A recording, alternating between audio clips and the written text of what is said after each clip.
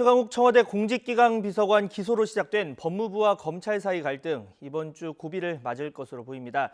설 연휴 전에 법무부가 수사팀 감찰 가능성에 대해서 신중하게 검토한다 이렇게 언급을 했는데 추미애 법무부 장관이 실제 감찰 카드를 실행에 옮길지 주목됩니다. 실제 징계까지 이어지기는 어렵다 이런 의견이 우세하지만 또 어떤 방식으로든 감찰에 나설 경우에는 법무부와 검찰 사이 전면전이 불가피할 전망입니다. 취재기자 연결합니다. 박서경 기자. 네, 서울중앙지검입니다. 네, 먼저 이번 법무부와 검찰 사이 대립, 언제 어떻게 시작됐는지 배경부터 짚어볼까요?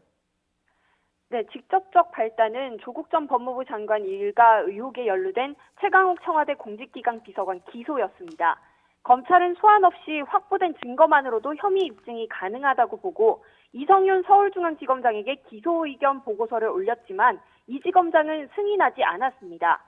윤석열 총장의 거듭된 기소 지시에도 이 지검장은 승인을 하지 않았고 결국 윤 총장의 지휘를 받은 3차장의 정결로 기소가 이뤄졌습니다. 이에 대해 법무부는 날치기 기소라며 감찰 필요성을 확인했다고 비판했습니다. 여기에 이 지검장이 윤 총장을 뛰어넘고 사건 처리 경과를 추미애 법무부 장관에게 직접 보고했다는 패싱 논란도 불거졌습니다. 조 전 장관 수사를 놓고 벌어진 이른바 상갓집 항의 사태로도 드러났던 견해 차이가 최강욱 비서관 기소를 둘러싸고 대립 국면으로 이어지고 있다는 평가도 있습니다. 네, 지금 논란의 발단이 됐던 최 비서관 기소에 대해서 법무부 그리고 검찰 모두 같은 검찰청법을 근거로 하면서도 서로 강조하는 부분이 다른 상황인 거죠? 네, 절차 위반으로 볼 수 있냐 없냐를 두고 법무부와 검찰은 서로 다른 근거를 들어 주장을 펼치고 있습니다. 법무부는 사건 처분이 지검장의 고유 사무라고 판단했습니다. 검찰청법 제21조는 지방검찰청 검사장은 그 검찰청의 사무를 맡아 처리하고 소속 공무원을 지휘 감독한다고 돼 있습니다. 그러나 대검찰청은 같은 검찰청법 제12조를 들어 적법한 절차로 기소했다고 반박했습니다.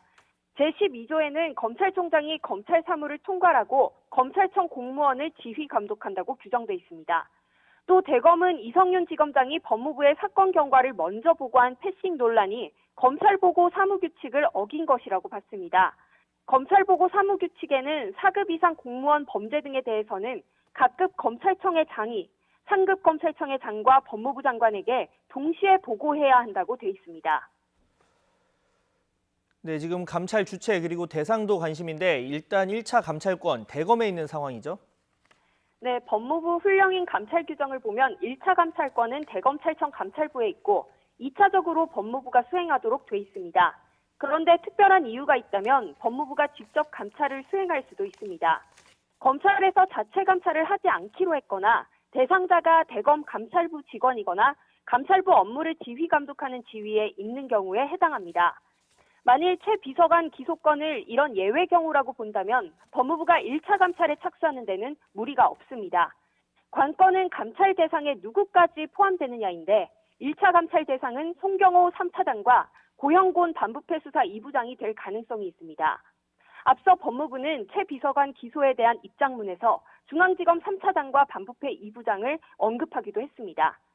사실 이 경우 기소를 지시한 윤석열 총장도 감찰 대상에 포함될 여지가 있는데 상당한 후폭풍이 예상되는 만큼 법무부의 고민이 깊은 것으로 보입니다. 또 검사징계법에서 검사의 징계는 검찰총장이, 검찰총장 징계는 법무부 장관이 청구하도록 돼 있는데 이 때문에 감찰이 이뤄져도 실제 징계까지 이어지기는 어려울 전망입니다. 아울러 법조계 안팎에서는 법무부가 검찰에 대한 감찰에 착수한다면 검찰 역시 이성윤 지검장의 총장 지시 불이행 항명에 대한 감찰이 불가피하다는 의견도 있습니다. 법무부가 하지 않더라도 대검에서 자체적으로 이 지검장을 감찰할 가능성이 있다는 분석도 있습니다. 지금까지 서울중앙지검에서 YTN 박서경입니다.